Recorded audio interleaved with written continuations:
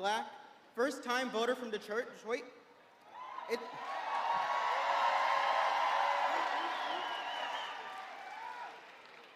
It's just one example of how she is listening to the voices of young people. On Tuesday, November 5th, we all have one job, and that is to vote Vice President Harris and Governor Walz into the White House.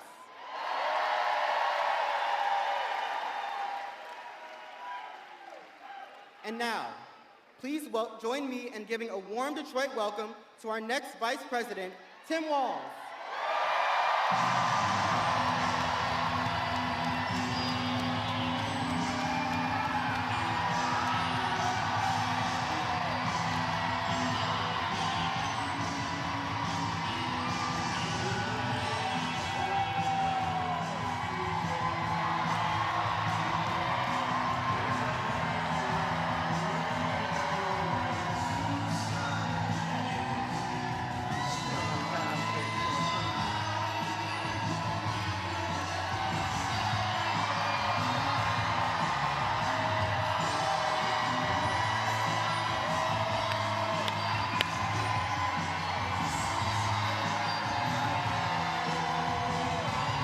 Wow.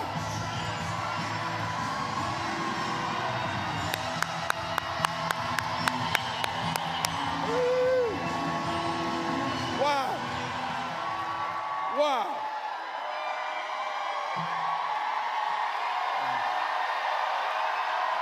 Thank you.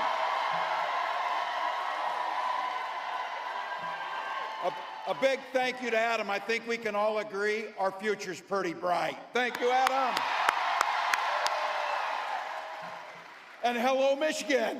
You know, we Minnesotans, you probably know this, we're a stoic people of few words.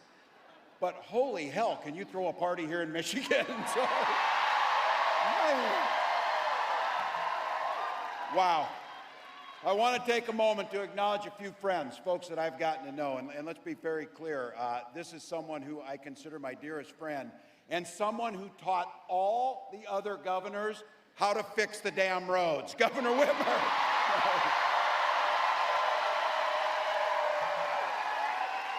You have got a treasure in Michigan.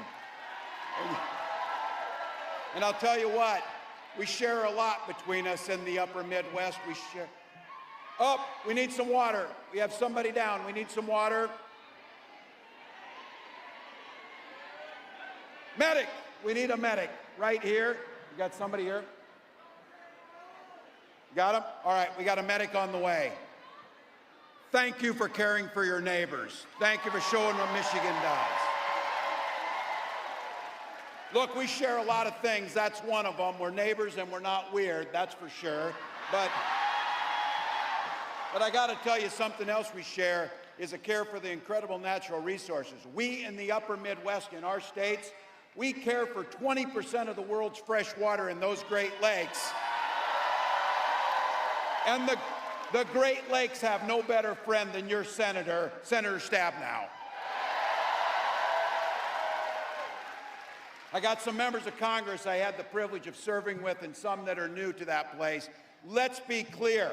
We got to put gavels in the hands of these Democratic representatives so that we can get some work done. My friend Dan Kildee, Debbie Dingell, Haley Stevens, Alyssa Slotkin, Hillary Skolton, Representative Thander, I believe just won a primary here, Wayne County Executive Warren Evans, and the chair of the Michigan Democratic Party, Lavora Barnes. Thank you. And I want to just take a moment. It's been a pretty interesting 24 hours for me, I'll have to be honest. And I don't know how I could explain to you walking into that arena in Philly or that field out in Wisconsin or right here to what I have been told is the largest rally of the campaign in here.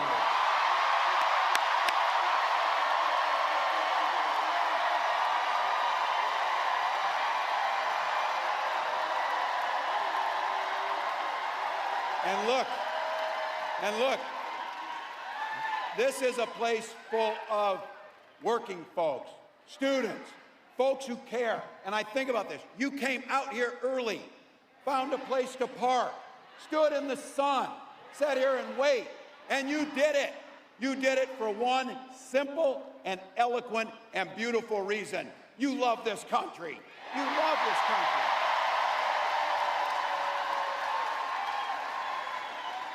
I couldn't be prouder to be on this ticket and to help make Kamala Harris the next President of the United States.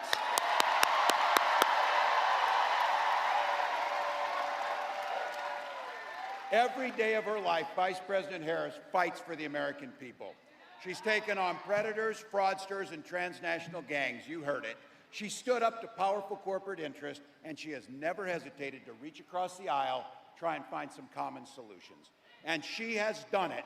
And this is what we know.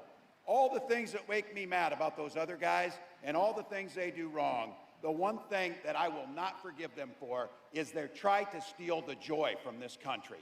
They try and steal the joy. But you know what? You know what? Our next president brings the joy. She emanates the joy.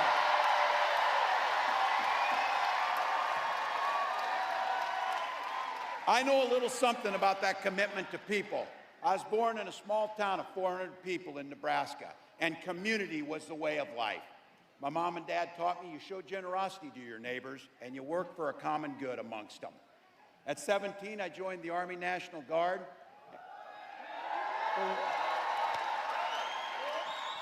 And for the next 24 years, it was a privilege to wear the uniform of this country. And just as it did for my dad, a Korean War era veteran, and millions of others, I used the GI Bill to get a college education. Followed a bit in my dad's footsteps. He was a teacher.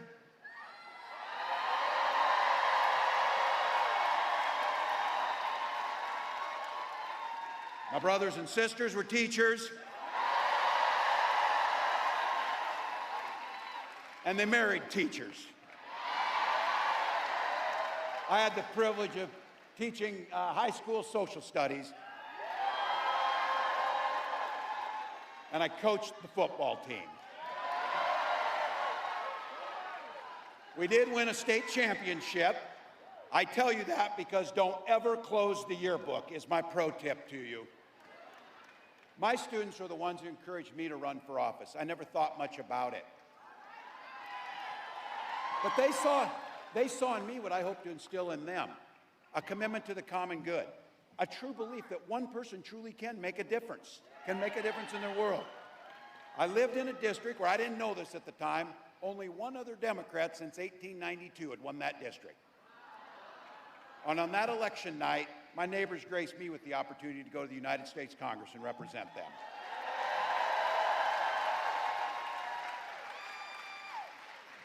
I learned how to compromise without compromising my values. I learned how to work across the aisle to get good things done for people. And now as governor of Minnesota, I bring those experiences together so we can tackle some of those hard problems, inequities, climate change, all of the things that we care about. Now, we got a lot of shared values in this room. By the way, is labor in the room?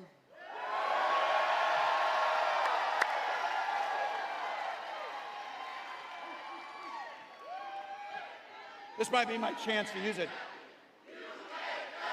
Yeah. Yeah.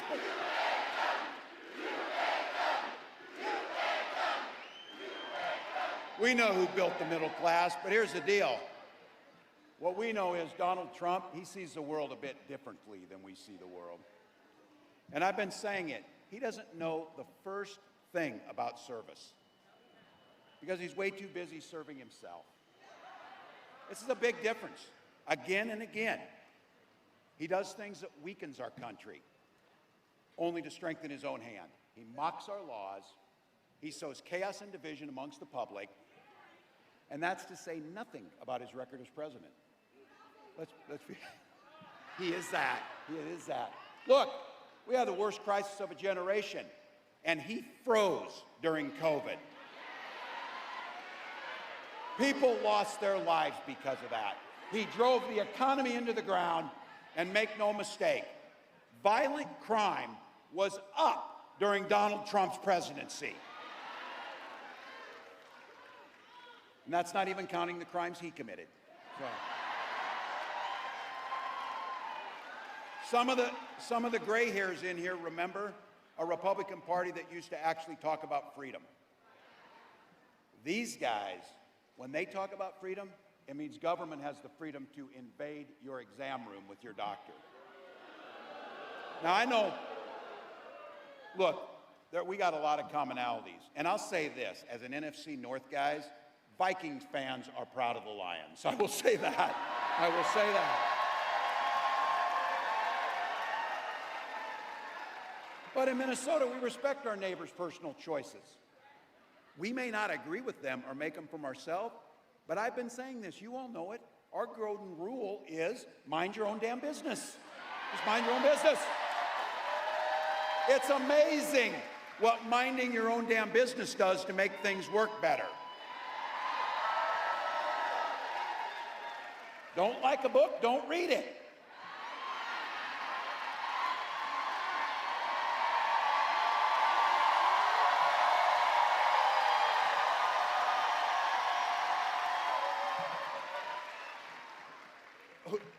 Is there anybody in America sitting around in a bar, a bunch of people talking and say, you know what we need in this country? We need a bad animal farm. That's the first thing we need to do. Nobody says that.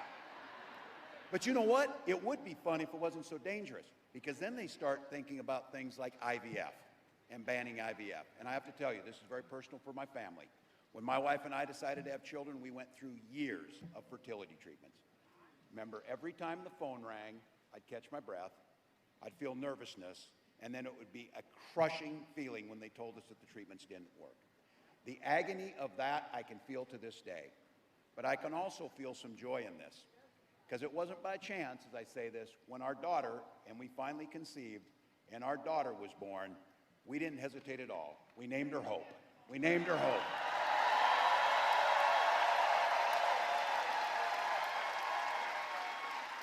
But I do have to tell you something about hope. My wife always tells me this. It's not a damn plan. We can't hope we beat this guy. We can't hope that things get better. We go out and work our butts off to make sure it happens.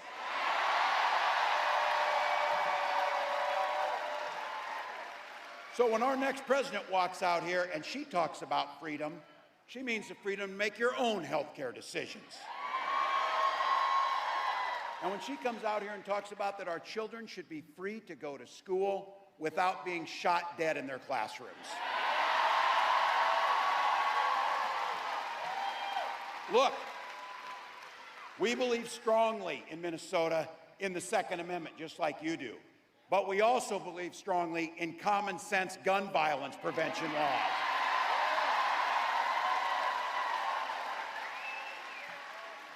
Freedom's when education's a ticket to the middle class, not crushing student loan debt. And it's a place where we know freedom means we settle our political differences not through violence, but with our votes.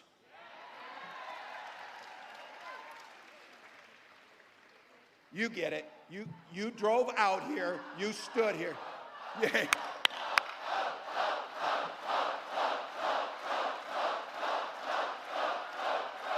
Please. Look, and let's all decide right now on this, whatever. We know it's going to be a hard race. We know it's going to be close. But let's don't be so close that these guys have anything to say. Let's don't be so close that there's anything. Let's just win the damn thing by a broader margin. Simple proposition. This election's about which direction this country's going to go in. We know Donald Trump's taking us backwards. And don't believe the act. He's playing dumb. He knows exactly what Project 2025 is going to do to our personal liberties. Destroy unions, rig the economy for the ultra-wealthy. We know that when he goes back, he's picking up and doing the same things he did when he was there the last time. Except, you all know this, it will be much, much worse when he comes back. raising costs for all of you, repealing the Affordable Care Act. He doesn't care. Gutting Social Security, and be very clear, they can say whatever they want. They are banning abortion across this country, no questions asked. No questions asked.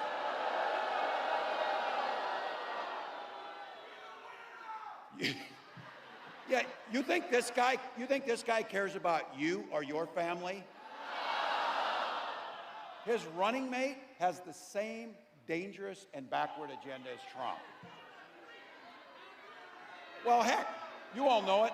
Every regular person in the heartland went to Yale, had Silicon Valley billionaires fund his career, and then he writes a book trashing the very community that raised him. That whole thing is, I wasn't calling anybody names. I was just making an observation about them. We can see it. And here's my thing. There's a lot of things going to happen, by the way. We got about 91 days, and I keep telling people this, 91 days. My God, you can do anything for 91 days. 90. Christ, I haven't slept in 24 hours. You know why? We'll sleep when we're dead. We'll sleep when we're dead. Get it going.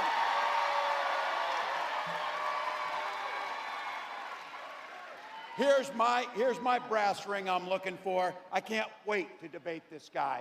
I cannot wait to talk about what they think. I can't wait to ask him why he wants to take health care and take reproductive rights, and why he wants to make sure that the wealthiest pay no taxes as we destroy unions in the middle class. So here's the deal. You said it. These ideas that they're putting out there, they are weird as hell. No one's asking for it. No one's asking for it.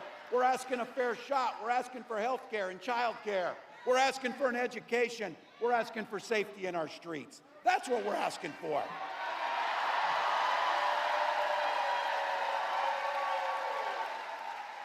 And we're going to get it because that's what this campaign's about. It's about moving forward. Look, you know that Kamala Harris believes that you should be making the own choices in your life. She believes that every person should have an opportunity to enter the middle class. She believes in something so beautiful and simple with joy. She believes in the promise of this great nation.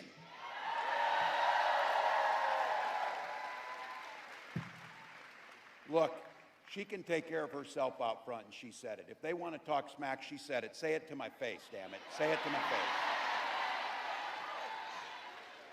But what I got to say is, we got to have her back. We got to have her back. So, Madam Vice President, thank you for the trust you placed in me. Michigan, help me right now give a warm Midwest welcome to the next President of the United States, Kamala Harris.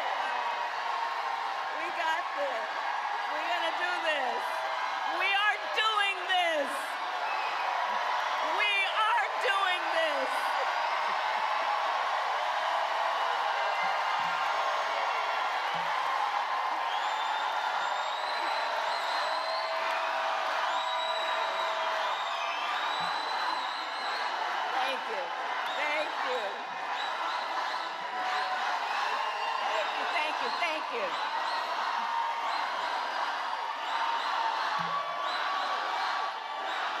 Thank you. Thank you. Okay, come on, we got business to handle. We got business to handle. Good evening, everyone. Good evening, good evening, good evening. Can we hear it up for Tim Walz? Isn't he amazing? He's gonna be the most incredible vice president. All right, so it is good to be back and to be with so many incredible leaders. I love you. Governor Gretchen Whitmer, thank you for your friendship, your sisterhood, and your leadership, and we are gonna do this together. Lieutenant Governor Garland Gilchrist, thank you so much. His parents are over there. And the members of Congress, including Senator Debbie Stabenow, my dear friend. And your next United States Senator, Representative Elisa Slotkin. We're gonna get that done. Mayor Mike Duggan, thank you for the warm welcome always. And of course, it is so good to be with the President of the United Auto Workers, my dear friend, Shawn Fain.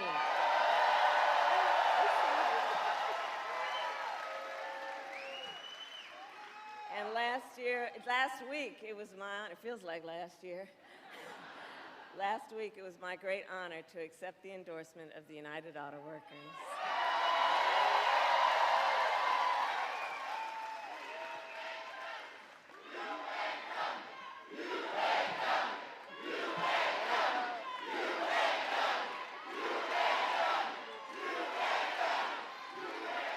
And the UAW has always worked to lift up the working people of our nation. Do we need some help over there? We need a medic over there, please. There should be medics in each corner. We're good? Okay. All right. Look, let's all take care of each other and look out for each other, all right? That's who we are. We look out for each other. Okay.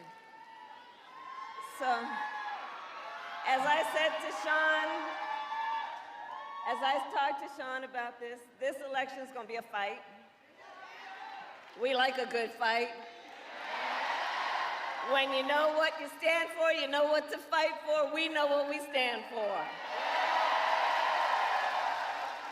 So I'm so proud to have UAW by my side because y'all know how to fight and you know how to win. Today, I also bring greetings from our incredible President Joe Biden. That's right. Joe. That's right.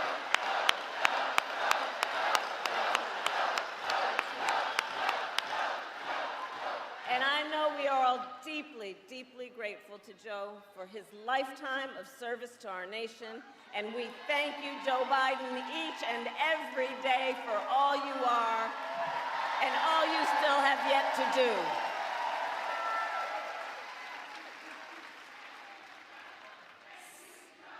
Thank you, Joe. Thank you, Joe. Thank you, Joe. Thank you, Joe. Thank you, Joe. Thank you, Joe. That's right. I'm gonna tell him what you said. So, Michigan, this has been a big week. On Monday, I officially became the Democratic nominee for President of the United States.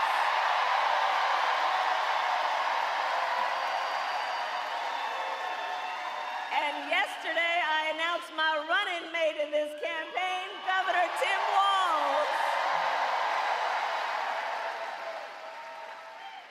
And as you just heard, he has an incredible record as governor of the great state of Minnesota.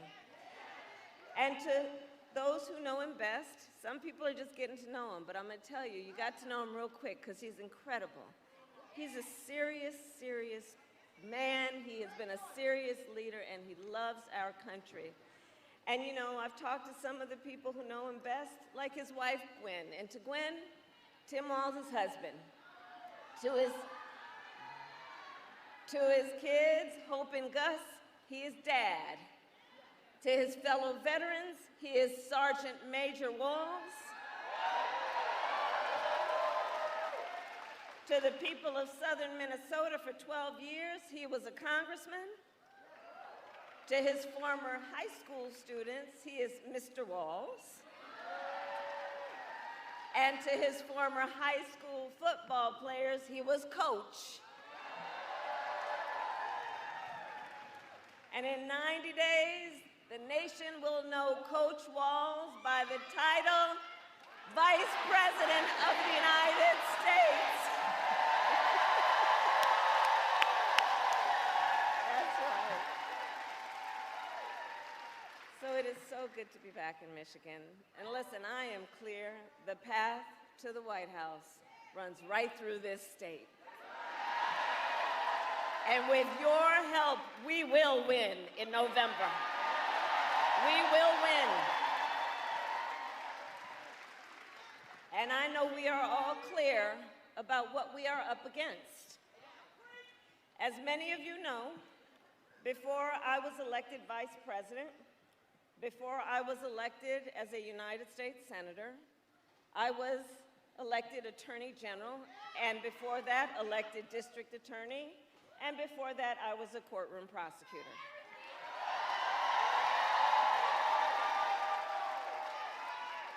In those roles, I took on perpetrators of all kinds.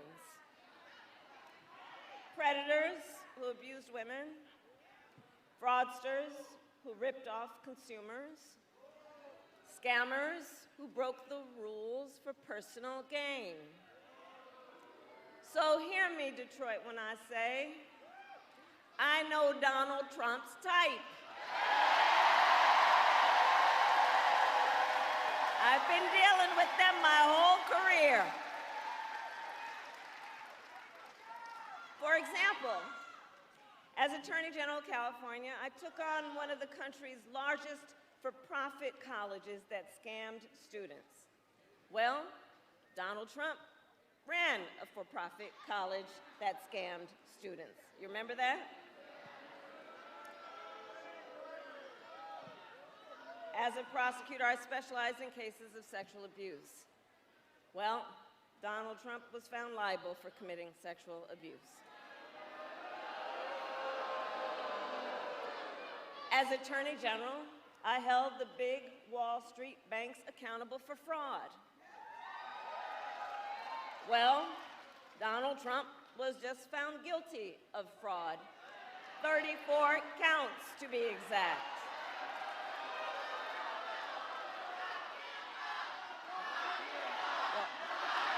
Hold on. You know what? Here, hold on. Here's the thing. The courts are gonna handle that. We're gonna beat them in November. We're gonna beat them in November. Okay? We'll beat them in November. We'll handle that. But all that to say, in this campaign, I proudly put my record against his any day of the week.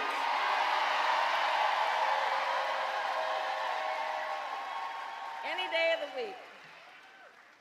But make no mistake, our campaign, this campaign, is not just about us versus Donald Trump. It's bigger than that. It is about two very different visions for the future of our nation. One, ours, focused on the future, and the other, focused on the past. And Michigan, we here fight for the future. We fight for the future. We fight for a future where every worker has the freedom to join a union. Where every senior can retire with dignity. A future with affordable housing, affordable child care, affordable health care, and paid leave. A future where we build a broad-based economy where every American has an opportunity to own a home, to start a business, and to build wealth.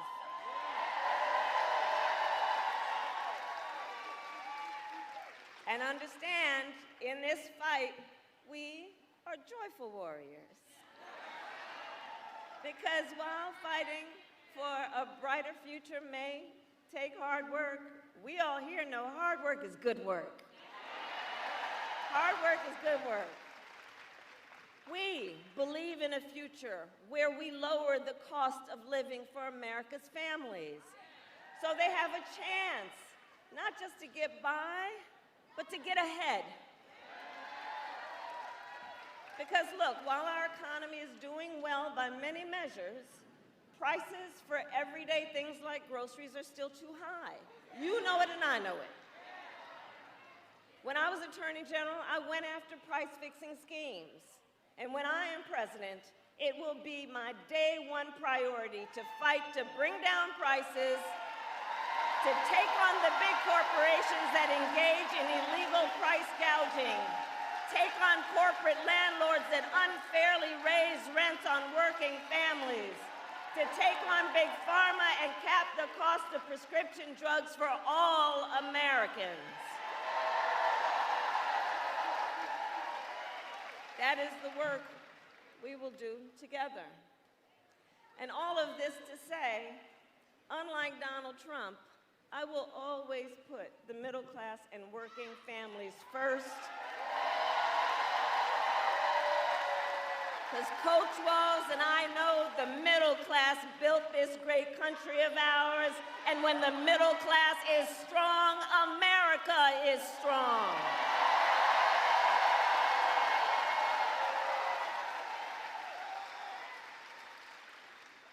And look, as we move our nation forward, Donald Trump intends to take our nation backward.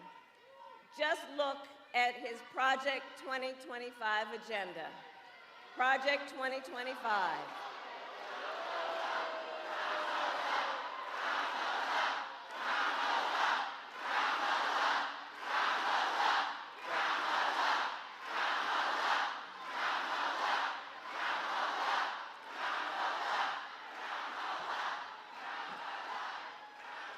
And please do check out Project 2025.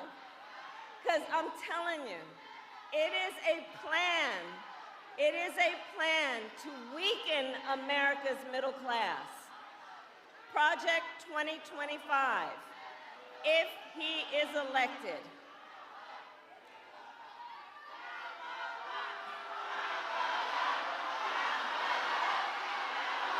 It's all good.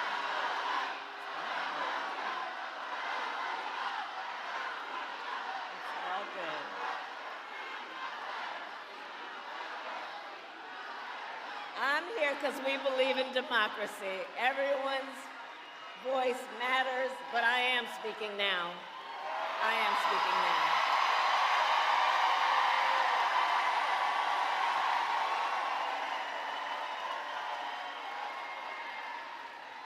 So Project 2025, look, if he is elected, Donald Trump intends to give tax breaks to billionaires and big corporations.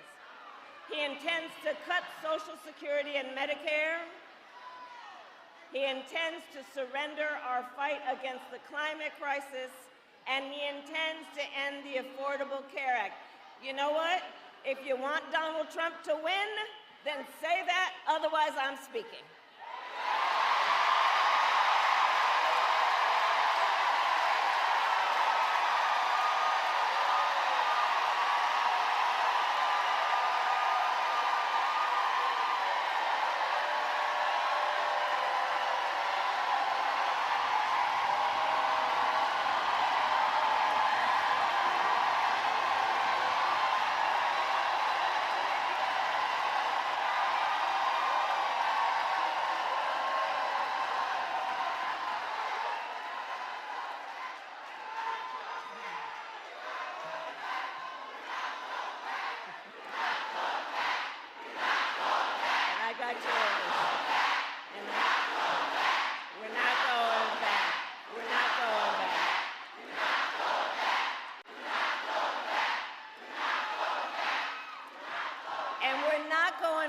because we know what that would look like. And again, understand, Donald Trump intends to end the Affordable Care Act and take us back to a time when insurance companies had the power to deny people with pre-existing conditions. We all remember what that looked like. And we're not going back. We're not going back. Our fight is a fight for the future, and it is a fight for freedom.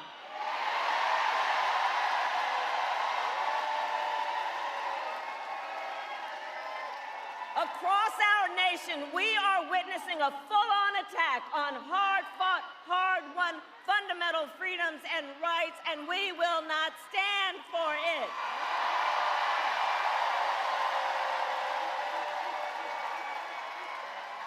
Attacks on the freedom to vote, attacks on the freedom to be safe from gun violence, the freedom to breathe clean air and drink clean water, the freedom to love who you love openly and with pride, and the freedom of a woman to make decisions about her own body and not have her government tell her what to do.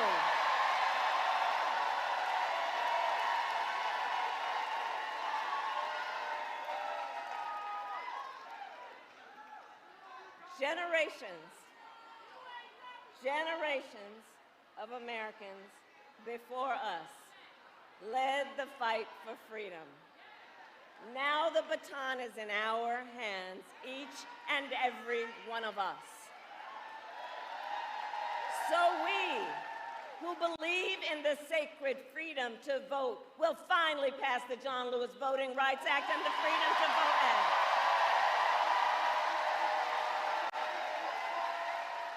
We who believe in the freedom to live safe from gun violence will finally pass an assault weapons ban, universal background checks, and red flag laws.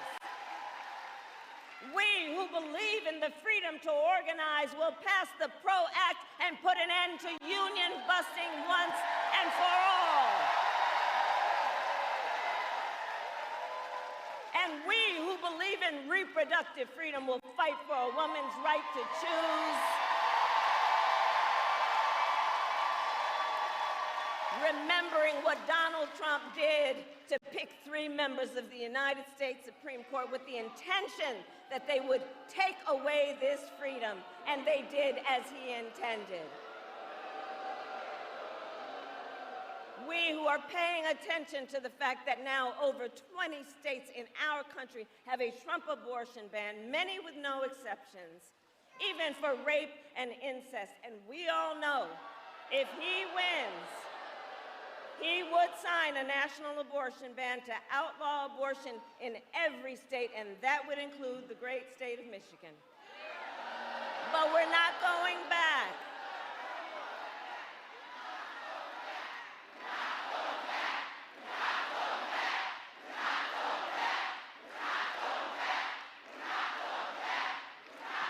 And on that point, it is because there is a thing about who we are that is a bit different from the folks on the other side. We trust women to know what is in their best interest and not have their government telling them what to do. And when I am President of the United States and Congress passes a bill to restore reproductive freedoms, I will sign it into law.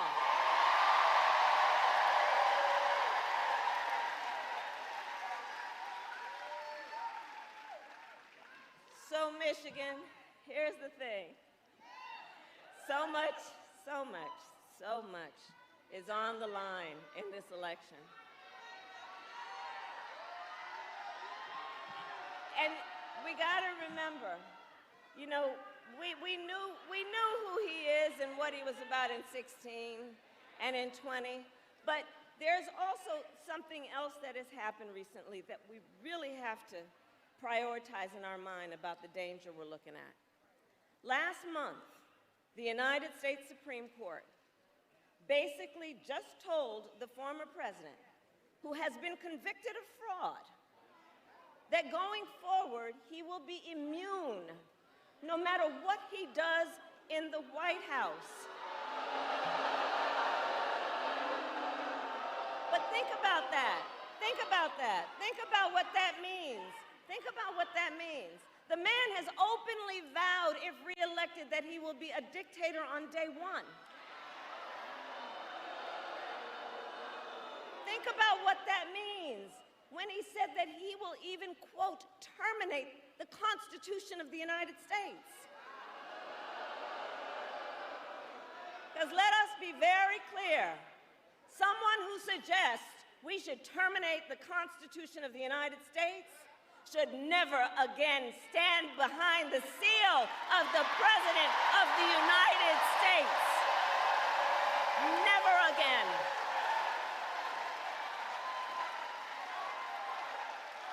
Vote.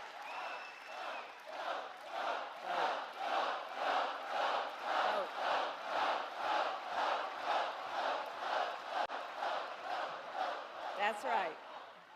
So here's the thing, to your point. When it comes down to all of the things that are important about this, I think the most important thing that I love you back, and listen, one of the things that I know brings us all out today and always is we love our country. We love our country. We love our country. And I do believe it is the highest form of patriotism to fight for the ideals of our country. That is how we preserve the promise of America. After all, the promise of America, think about it, is what makes it possible for Tim Walz and me to be together on this stage today. Think about it. Think about that. 2 middle-class kids, one a daughter of Oakland, California, who was raised by a working mother. I had a summer job at McDonald's. The other, a son of the Nebraska Plains who grew up working on a farm. Only in America is it possible for them together to make it all the way to the White House. Only in America. Only in America.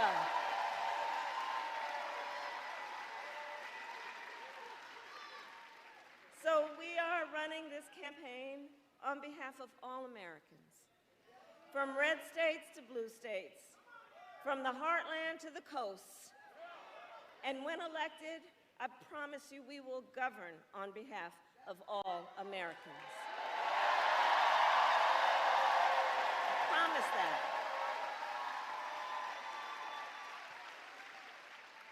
So I'll close with this. Michigan, ultimately, in this election, we each face a question. We each face a question. What kind of country do we want to live in? A country of freedom, compassion, and rule of law, or a country of chaos, fear, and hate? And the beauty of our democracy, we each have the power to answer that question. We each have the power to answer that question. The power is with the people.